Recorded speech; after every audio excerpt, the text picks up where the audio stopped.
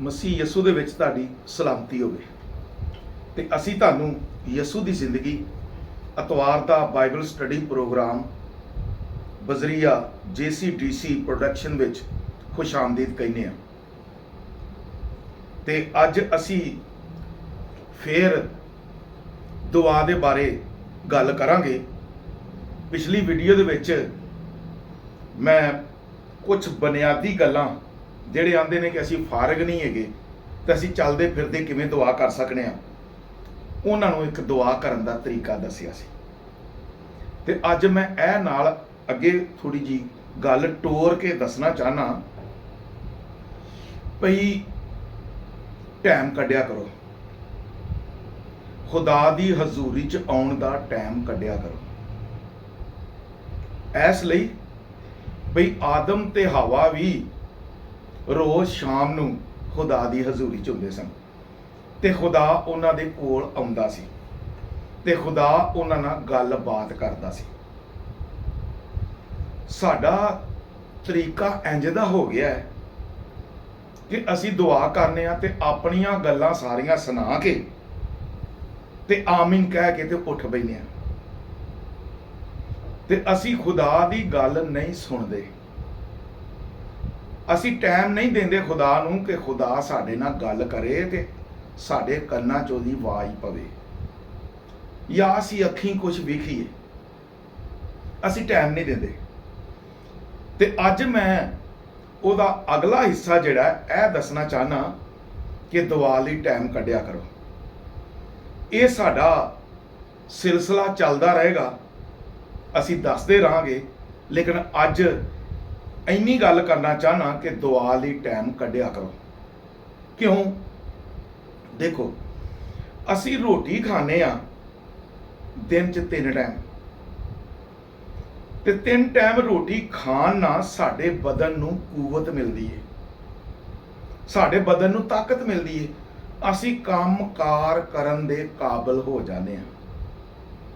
ਤੇ ਜੇ ਅਸੀਂ ਰੋਟੀ ਨਹੀਂ ਖਾਂਦੇ ਤੇ ਅਸੀਂ ਭੁੱਖੇ ਤੇ ਨਡਾਲ ਹੋ ਕੇ ਡਿੱਗਨੇ ਆ। ਭੁੱਖ ਲੱਗੀ ਹੈ, ਮੇਰੇ ਕੋਲ ਉੱਠਿਆ ਨਹੀਂ ਜਾਂਦਾ, ਭੁੱਖ ਲੱਗੀ ਮੇਰੇ ਕੋਲ ਬੋਲਿਆ ਨਹੀਂ ਜਾਂਦਾ, ਇਸ ਲਈ ਕਿ ਅਸੀਂ ਰੋਟੀ ਨਹੀਂ ਖਾਧੀ। ਤੇ ਅੱਜ ਮੈਂ ਥੋੜਾ ਜਿਹਾ ਤੁਹਾਡਾ ਧਿਆਨ ਇਸ ਪਾਸੇ ਲਾਣਾ ਚਾਹਨਾ ਕਿ ਜੇ ਤੁਸੀਂ 3 ਟਾਈਮ ਰੋਟੀ ਖਾਂਦੇ ਹੋ ਤੇ ਤੁਹਾਡੇ ਬਦਨ ਨੂੰ ਕੂਵਤ ਮਿਲਦੀ ਹੈ ਤੇ ਤੁਸੀਂ ਫਿੱਟ ਨਜ਼ਰ ਆਉਂਦੇ ਹੋ, ਜਣੇ ਨਜ਼ਰ ਆਉਂਦੇ ਹੋ। ਤੇ ਜੇ ਤੁਸੀਂ 3 ਟਾਈਮ ਦੁਆ ਨਹੀਂ ਕਰਦੇ ਤੇ ਫਿਰ ਇਹ ਸਮਝ ਲਓ ਕਿ ਤੁਹਾਡੀ ਰੂਹ ਉਹ ਵੀ ਫਿੱਟ ਨਹੀਂ ਹੈਗੀ, ਕਮਜ਼ੋਰ ਆ। ਬਦਨ ਤੇ ਰੋਟੀ ਖਾਣ ਨਾਲ ਕੂਵਤ ਪਾਉਂਦਾ ਹੈ, ਲੇਕਿਨ ਰੂਹ ਤੁਹਾਡੀ ਕਮਜ਼ੋਰ ਹੋ ਜਾਂਦੀ ਹੈ, ਉਹ ਕਮਜ਼ੋਰ ਹੀ ਰਹਿੰਦੀ ਹੈ। ਇਸ ਲਈ ਕਿ ਤੁਸੀਂ 3 ਟਾਈਮ ਦੁਆ ਨਹੀਂ ਕੀਤੀ ਜਾਂ 2 ਟਾਈਮ ਹੀ ਕਰੋ, ਕਮ ਸੇ ਕਮ 2 ਟਾਈਮ ਤੇ ਕਰੋ। ਅਸੀਂ ਬਾਈਬਲ ਮੁਕੱਦਸ ਦੇ ਵਿੱਚੋਂ ਵੇਖਦੇ ਆ ਕਿ ਦਾਨੀਏਲ ਨਬੀ, ਮੈਂ ਅੱਜ ਇਹ ਵੀ ਤੁਹਾਨੂੰ ਦੱਸ ਦਿਆਂ, ਬਨੀ ਇਸਰਾਈਲ ਦੇ 4 ਵੱਡੇ ਨਬੀ ਸਨ।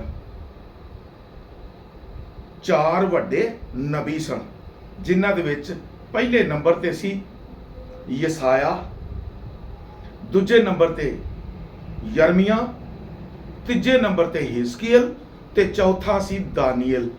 ਇਹ ਬਨੀ ਇਸਰਾਈਲ ਦੇ 4 ਵੱਡੇ ਨਬੀ ਸਨ। ਤੇ ਦਾਨੀਏਲ ਕਹਿੰਦਾ, ਦਾਨੀਏਲ ਦੀ ਕਿਤਾਬ 'ਚ ਲਿਖਿਆ ਹੈ ਕਿ ਦਾਨੀਏਲ 3 ਟਾਈਮ ਖੁਦਾ ਦੀ ਹੈਕਲ ਵੱਲ, ਜਿਹੜੀ ਉਹਨੇ ਖਿੜਕੀ ਰੱਖੀ ਸੀ, ਖਿੜਕੀ ਖੋਲਦਾ ਸੀ ਤੇ ਉਧਰ ਮੂੰਹ ਕਰਕੇ ਦੁਆ ਕਰਨਾ ਸ਼ੁਰੂ ਕਰ ਦਿੰਦਾ ਸੀ ਤੇ ਦਿਹਾੜੀ 'ਚ 3 ਵਾਰੀ ਕਰਦਾ ਸੀ। ਤੇ ਮੈਂ ਅੱਜ ਇਹ ਗੱਲ ਦੱਸਣਾ ਚਾਹਨਾ ਆ ਕਿ ਯਾਰ ਕਮ ਸੇ ਕਮ ਮੇਰੇ ਭਰਾਓ ਤੇ ਮੇਰੀ ਉਹ ਭੈਣੋ 2 ਟਾਈਮ ਤੇ ਦੁਆ ਕਰੋ। ਅਵਲ ਤਾਂ 3 ਟਾਈਮ ਕਰਨੀ ਚਾਹੀਦੀ ਹੈ, ਨਹੀਂ ਤੇ 2 ਟਾਈਮ ਤੇ ਕਰੋ। ਉਹ ਯਾਰ ਬਹੁਤੀ ਨਹੀਂ ਤੇ ਥੋੜੀ ਕਰ ਲਓ। ਉਹ ਮੇਰਾ ਵੀਰ ਥੋੜਾ ਜਿਹਾ ਟਾਈਮ ਕੱਢ ਲਓ। ਦੇਖ, ਅੱਜ ਜਵਾਨੀ ਦੇ ਵਿੱਚ ਲਗਾ ਫਿਰਨਾ ਪਿਆ, ਕੰਮ ਤੇ ਜਾਣਾ ਹੈ, ਮੁੜ ਕੇ ਦੋਸਤਾਂ ਜਾਣਾ ਹੈ, ਮੋਬਾਈਲ ਨੂੰ ਟਾਈਮ ਦੇਣਾ ਹੈ, ਲੇਕਿਨ ਖੁਦਾ ਦੀ ਹਜ਼ੂਰੀ 'ਚ ਬਹਿਣ ਦਾ ਵੀ ਟਾਈਮ ਰੱਖ। ਕਿਉਂ? ਜ਼ਰਾ ਗੌਰ ਨਾਲ ਸੁਣ ਮੇਰੀ ਗੱਲ। ਅੱਜ ਜਿਹੜੀ ਮੈਂ ਦੱਸਣਾ ਚਾਹਨਾ। ਖੁਦਾ ਦੇ ਹਜ਼ੂਰ ਚ ਰਹੇਗਾ ਤੇ ਤੇਰੀ ਰੂਹ ਤਾਕਤਵਰ ਹੋ ਜਾਏਗੀ। ਯਾਦ ਰੱਖ, ਇਹ ਜਿਹੜੀ ਰੂਹ ਹੈ ਨਾ, ਇਹਨੇ ਖੁਦਾ ਕੋ ਜਾਣਾ ਹੈ। ਇਹ ਬਦਨ ਜਿਹੜਾ ਨਾ, ਇਹ ਬਦਨ ਜਿਹਨੂੰ ਅਸੀਂ ਨਹਾਉਂਦੇ ਆ, ਵਾਲ ਕਟਾਉਂਦੇ ਆ, ਖੂਬਸੂਰਤ ਬਣਾਉਂਦੇ ਆ, ਮੂੰਹ ਤੇ ਕਰੀਮਾਂ ਲਾਉਂਦੇ ਆ, ਖੂਬਸੂਰਤ ਬਣਾਉਂਦੇ ਆ ਬਦਨ ਨੂੰ, ਇਹਨੇ ਤੇ ਕਬਰਸਤਾਨ 'ਚ ਦਫਨ ਹੋ ਜਾਣਾ। ਬਾਈਬਲ ਕਹਿੰਦੀ ਏ ਕਿ ਤੂੰ ਮਿੱਟੀ ਹੈ ਤੇ ਮਿੱਟੀ ਦੇ ਵਿੱਚ ਚਲੇ ਜਾਣਾ। ਲੇਕਿਨ ਰੂਹ ਜਿਹੜੀ, ਉਹਨੇ ਖੁਦਾ ਕੋ ਜਾਣਾ ਹੈ। ਰੂਹ ਨੂੰ ਤਾਕਤਵਰ ਬਣਾਉਣ ਲਈ ਤੈਨੂੰ ਖੁਦਾ ਦੀ ਹਜ਼ੂਰੀ 'ਚ ਆਉਣਾ ਪਏਗਾ। ਤੈਨੂੰ ਖੁਦਾ ਦੇ ਹਜ਼ੂਰ ਆਉਣਾ ਪਏਗਾ ਤੇ ਖੁਦਾ ਦੇ ਨਾਲ ਗੱਲਾਂ ਕਰਨੀਆਂ ਪੈਣਗੀਆਂ। ਤੇਰਾ ਰਾਬਤਾ ਖੁਦਾ ਦੇ ਨਾਲ ਹੋਏਗਾ ਨਾ, ਤੇ ਜਿੰਨੀ ਰਫਾਕਤ ਹੋਏਗੀ, ਜਿੰਨਾ ਮੇਲ ਮਿਲਾਪ ਹੋਏਗਾ, ਰੂਹ ਖੁਸ਼ ਹੋਏਗੀ ਤੇ ਰੂਹ ਤਾਕਤਵਰ ਹੁੰਦੀ ਜਾਏਗੀ ਤੇ ਖੁਦਾ ਦੇ ਨਾਲ ਵੀ ਮਿਲਾਪ ਹੋਏਗਾ। ਯਾਦ ਰੱਖ, ਜ਼ਿੰਦਾ ਹੋਣਾ ਤੇ ਇਸੇ ਰੂਹ ਨੇ ਜ਼ਿੰਦਾ ਹੋਣਾ ਹੈ, ਤੇ ਖੁਦਾ ਦੀ ਹਜ਼ੂਰੀ ਜਾਣਾ ਤੇ ਇਸੇ ਰੂਹ ਨੇ ਜਾਣਾ ਹੈ।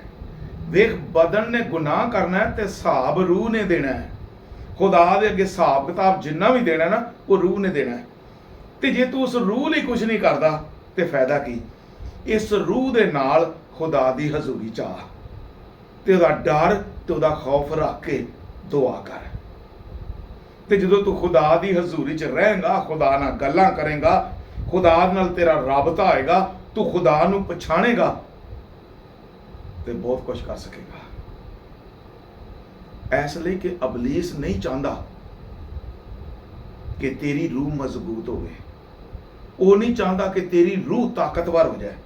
ਉਹ ਜਿਸ ਬੰਦੇ ਦੀ ਰੂਹ ਤਾਕਤਵਰ ਹੋ ਗਈ, ਜਿਹਨੇ ਖੁਦਾ ਤੋਂ ਤਾਕਤ ਲੈ ਲਈ, ਤਕਵੀਅਤ ਲੈ ਲਈ, ਉਹ ਤੇ ਇਬਲੀਸ ਦਾ ਸਤਿਆਨਾਸ਼ ਕਰੇਗਾ। ਇਸ ਲਈ ਸ਼ੈਤਾਨ ਨਹੀਂ ਚਾਹੁੰਦਾ ਕਿ ਤੂੰ ਮਜ਼ਬੂਤ ਹੋਵੇਂ। ਉਹ ਤੈਨੂੰ ਕੰਮਾਂ ਲਾਈ ਰੱਖਦਾ। ਕਦੀ ਟੀਵੀ ਦੇ ਧਿਆਨੇ ਲਾਤਾ, ਕਦੀ ਮੋਬਾਈਲ ਦੇ ਧਿਆਨੇ ਲਾਤਾ, ਕਦੀ ਦੋਸਤਾਂ 'ਚ ਬਹਿ ਗਿਆ, ਕੰਮ ਤੇ ਚਲਾ ਗਿਆ, ਸੁਸਤੀ ਪਾ ਦਿੱਤੀ। ਇਹ ਸਾਰੇ ਕੰਮ ਜਿਹਦੇ ਇਸ ਤਰ੍ਹਾਂ ਦੇ ਵਰਗੇ ਜਿੰਨੇ ਕੰਮ ਨੇ ਨਾ, ਇਹ ਸ਼ੈਤਾਨ ਵੱਲੋਂ ਨੇ। ਤੇ ਉਹਨਾਂ ਵੱਲੋਂ ਧਿਆਨ ਹਟਾ ਕੇ ਤੇ ਦੁਆ ਲਈ ਟਾਈਮ ਕੱਢ, ਖੁਦਾ ਦੀ ਹਜ਼ੂਰੀ 'ਚ ਆ ਤੇ ਖੁਦਾ ਦੇ ਨਾਲ ਗੱਲਾਂ ਕਰ। ਤੇਰੀ ਯਾਰੀ ਖੁਦਾ ਦੇ ਨਾਲ ਹੋਣੀ ਚਾਹੀਦੀ ਹੈ। ਤੇ ਯਾਦ ਰੱਖ ਲੈ, ਜਦੋਂ ਤੂੰ ਖੁਦਾ ਨਾਲ ਯਾਰੀ ਰੱਖੇਗਾ ਨਾ, ਤੇ ਖੁਦਾ ਤੇਰੇ ਕੋਲ ਖਲੋਤਾ ਹੋਏਗਾ। ਇੰਜ ਦਾ ਯਾਰ ਕਦੀ ਨਹੀਂ ਮਿਲਦਾ। ਖੁਦਾ ਨਾਲ ਯਾਰੀ ਰੱਖੇਗਾ ਤੇ ਮਾਰ ਨਹੀਂ ਖਾਏਗਾ। ਤੇਰੀ ਹਰ ਮੁਸੀਬਤ ਤੇ ਖੁਦਾ ਤੇਰੇ ਕੋਲ ਹੋਏਗਾ, ਤੇਰੇ ਕੋਲ ਖਲੋਤਾ ਹੋਏਗਾ। ਤੇ ਜੇ ਤੂੰ ਖੁਦਾ ਨਾਲ ਯਾਰੀ ਨਹੀਂ ਰੱਖਣੀ ਤੇ ਫਿਰ ਕੀ ਫਾਇਦਾ? ਖੁਦਾ ਦਾ ਕਲਾਮ ਕਹਿੰਦਾ ਹੈ, ਇਬਰਾਹਿਮ ਖੁਦਾ ਦਾ ਯਾਰ ਸੀ ਤੇ ਖੁਦਾ ਉਹਦੇ ਨਾਲ ਨਾਲ ਸੀ। ਤੇ ਜੇ ਤੂੰ ਜ਼ਿੰਦਗੀ 'ਚ ਕਾਮਯਾਬ ਹੋਣਾ ਚਾਹੁੰਦਾ, ਬਰਕਤ ਚਾਹੁੰਦਾ, ਤੇ ਮੇਰੇ ਭਰਾ ਮੇਰੀ ਭੈਣ, ਇੰਜ ਕਰ, ਮੇਰੇ ਬੱਚਿਓ, ਖੁਦਾ ਦੇ ਨਾਲ ਦੋਸਤੀ ਰੱਖੋ ਤੇ ਦੁਆ ਕਰਦੇ ਰਹੋ। ਤੁਹਾਡਾ ਯਾਰਾਨਾ ਖੁਦਾ ਦੇ ਨਾਲ ਹੋਵੇ। ਜਿਵੇਂ ਟਾਈਮ ਲੱਗੇ ਖੁਦਾ ਦੇ ਨਾਲ ਜ਼ਰੂਰ ਚੁੱਕ ਜਾਓ ਤੇ ਦੁਆ ਕਰੋ, ਤੇ ਆਪਣੇ ਲਈ ਵੀ ਬਰਕਤ ਮੰਗੋ ਤੇ ਆਪਣੇ ਖਾਨਦਾਨ ਲਈ ਵੀ ਬਰਕਤ ਮੰਗੋ। ਆਪਣੇ ਮੁਸਤਕਬਲ ਲਈ, ਆਉਣ ਵਾਲੇ ਵਕਤ ਲਈ ਵੀ ਖੁਦਾ ਤੋਂ ਮਦਦ ਲਵੋ ਤੇ ਹੁਣ ਦੇ ਵਕਤ 'ਚ ਵੀ ਮਦਦ ਲਵੋ। ਇਸ ਲਈ ਕਿ ਹਾਲਾਤ ਬੜੇ ਬੁਰੇ ਜੇ, ਬੜੇ ਬੁਰੇ ਹਾਲਾਤ ਜੇ। ਇਸ ਲਈ ਖੁਦਾ ਨਾਲ ਯਾਰੀ ਰੱਖਣ ਵਾਲੇ ਕੋਈ ਕਰ ਜਾਣਗੇ ਜੇ, ਤੇ ਜਿਨ੍ਹਾਂ ਦਾ ਰਾਬਤਾ ਖੁਦਾ ਦੇ ਨਾਲ ਨਹੀਂ ਜੇਗਾ, ਉਹ ਮਾਰ ਖਾਣਗੇ। ਅਸੀਂ ਇਸ ਤੋਂ ਅਗਲਾ ਹਿੱਸਾ ਫਿਰ ਪੇਸ਼ ਕਰਾਂਗੇ, ਲੇਕਿਨ ਅੱਜ ਇੰਨੀ ਗੱਲ ਹੈ ਕਿ ਟਾਈਮ ਕੱਢਿਆ ਕਰੋ ਤੇ ਦੁਆ ਕਰਿਆ ਕਰੋ ਤੇ ਆਪਣੀ ਯਾਰੀ ਖੁਦਾ ਨਾਲ ਰੱਖੋ। ਖੁਦਾ ਤੁਹਾਨੂੰ ਬਰਕਤ ਦੇਵੇ ਤੇ ਅਮਲ ਕਰਨ ਦੀ ਤੌਫੀਕ ਦੇਵੇ। ਆਮੀਨ।